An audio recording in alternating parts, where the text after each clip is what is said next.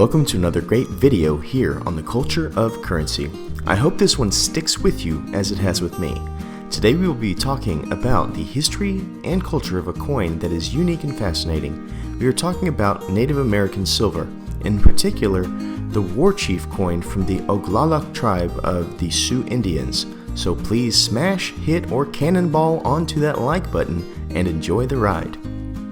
As always, before we dive into the coin and place it on our 60-point scale, we need to learn about the culture of the nation that this derives from to better understand the coin and make sure it's right for you. This is a very interesting video because this coin hails from the sovereign Sioux Nation that is recognized by the United States and also hails from the United States. So this is kind of double dipping in Americana, which I love. So the first question we must ask ourselves is, who are the Sioux, and more importantly, who are the Oglala? Let's crank back the clocks a little bit to a bygone era of pre-colonial times. The Sioux were and are what we would consider to be Great Plains Native Americans, and were active throughout the Midwest, United States, and Canada.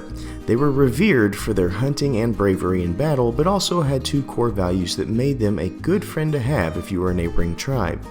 Those two values were family and community. The social and economic ties were very strong, which meant if you were a tribe seeking trade, the meeting would not just be about the transfer of goods, but also the transfer of trust and fellowship.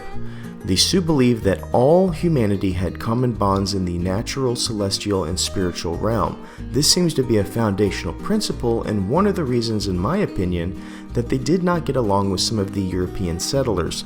The way Europeans viewed business transactions and real estate were not necessarily traditional in the eyes of the Sioux, causing hard negotiations and easy miscommunications. Upon the settling of fur trappers and other colonial movements, the Sioux started to lose territory but gain goods as the fur of bison and beaver drew acclaim from European aristocracy. Bison was the main staple of the Sioux, giving the people food, clothing, and housing in the form of teepees, along with other items like the cord out of sinew and tools from bone. The resilience and what we would see at the time to be unlimited resources led to factions of the Sioux to be one of the biggest Native American tribes. Having territory through the middle of America made it to where three divisions were formed based on local environments. You see, the Sioux were not like migratory birds where the entire population moves north and south among the entire territory, but rather had groups that moved throughout chunks of the overall territory, much like the radius of hundreds of miles that a pack of wolves would have as a territory. The three groups are called the Lakota, Dakota, and Nakota. It would seem that these three factions joined together to make sure all were allies for resources rather than competitors. The Nakota were found in the woodlands of Minnesota, but moved all the way through Canada and now call home in Montana. I would consider the Nakota the traditional eastern group of Sioux. The Dakota Sioux have a familiar name, seeing as we use the names for two of our states through North and South Dakota. These Dakota Sioux, however, are divided in East and West. The East Dakota Sioux would be found in Iowa and central Minnesota, while the Western Dakota people found home in the upper Missouri River. One notable Dakota Sioux, who went by the name Charles Alex Eastman, was co-founder of the Boy Scouts of America. He likely was born not named Eastman, but the pressure of assimilation caused many to have an identity that would cause better experiences in the cities of America. Now we get to the Lakota people, which are the most important in this video because this is where our coin hails from. These were notorious warriors due to their highly specialized skills on and off a horse. They had to hunt, trade, and travel consistently, which made every action to be based on intention. When we think about Native Americans draped in natural leather, adorned with paint, and all of that kind of stuff, that's pretty much the look of these natives. And so they're kind of the icon in my mind. There are 7 bands with the Lakota, one which is called the Oglala, who are the ones who commissioned this amazing coin. Their flag is represented with white teepees in a circle. The teepees represent different bands of their people, and the red background donates the bloodshed in the defense of their land. Many of the legendary names and history of Native American culture comes from the Oglala, such as the American Crazy Horse, and Red Cloud. Many of you are aware of the conflict that arose between the natives and the United States.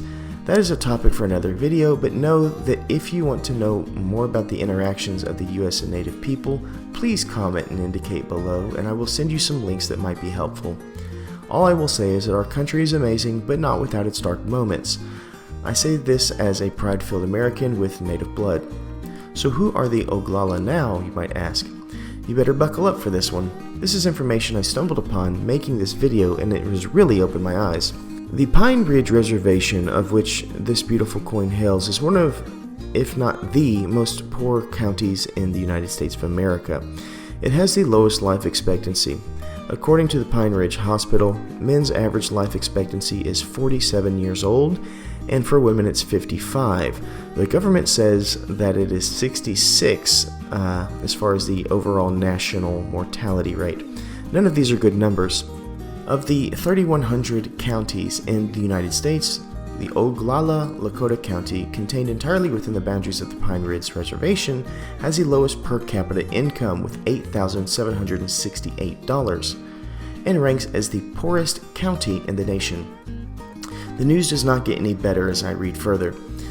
The unemployment rate is reported at 89%, and these are pre-COVID numbers.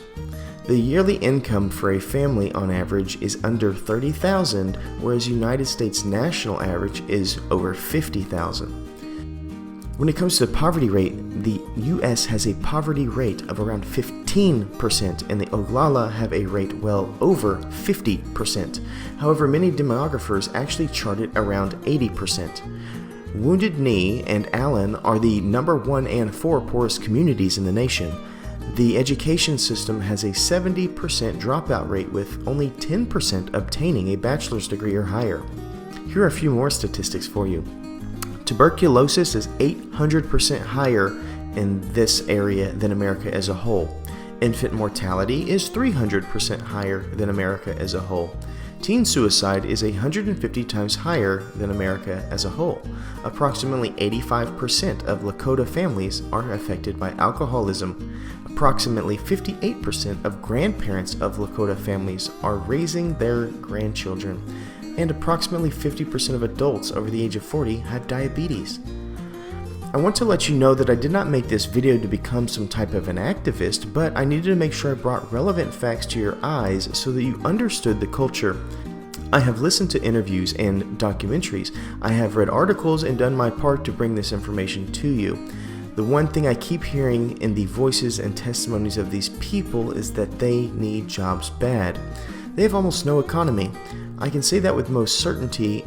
Based on the facts, from my perspective, I can say that it seems almost like a war of attrition will force assimilation of these people. They will not be able to sustain their life on the reservation and will have to leave, causing the U.S. to reclaim the land of the reservations.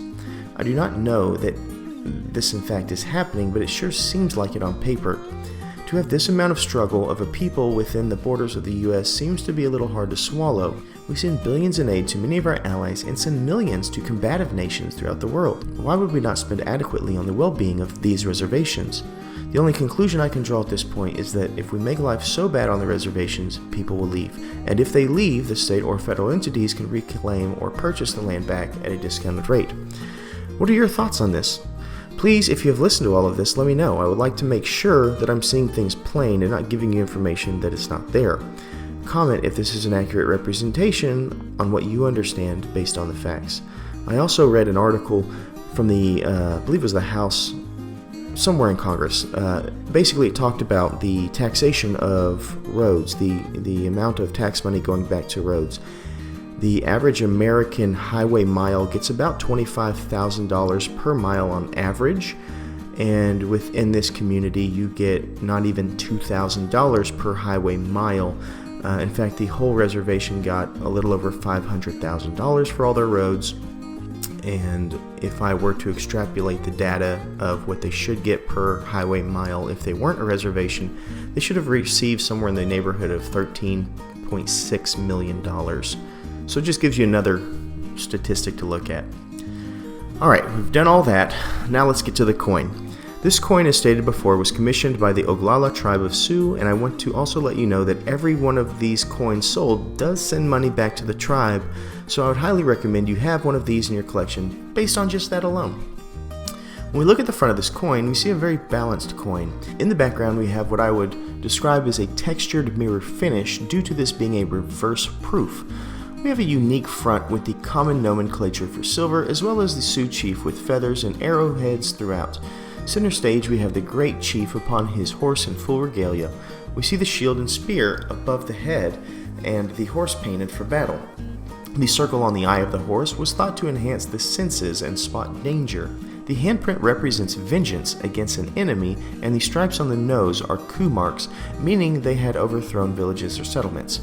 I find all the detail and historical makeup of this coin to be really well done. I think all this coin brings on the front makes it a solid 8 out of 10. When we transition to the back of the coin, we see a 19th century war shield adorned with feathers, and blazoned upon the shield are 2 male bisons in rut with teepees in the background, representing the different tribes of the Lakota Sioux. We also see the ribbon which identifies the Oglala tribe of the Lakota Sioux. Overall, this is a well done, well balanced coin.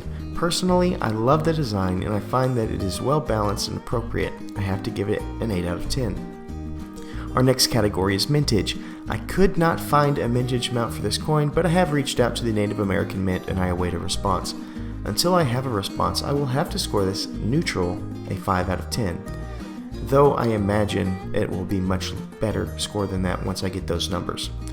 Cultural significance is where we travel next. This is a top tier coin when it comes to cultural significance. Not only does this coin have remarkable significance within the Sioux culture, but it helps the Native American population directly. I have to give this coin a strong undeniable 10 for this category. Our 5th category is collectability. This is a coin that I find highly collectible for a couple of reasons. The most glaring reason is the theme. This coin comes from a series of Native American themed coins that changes every year.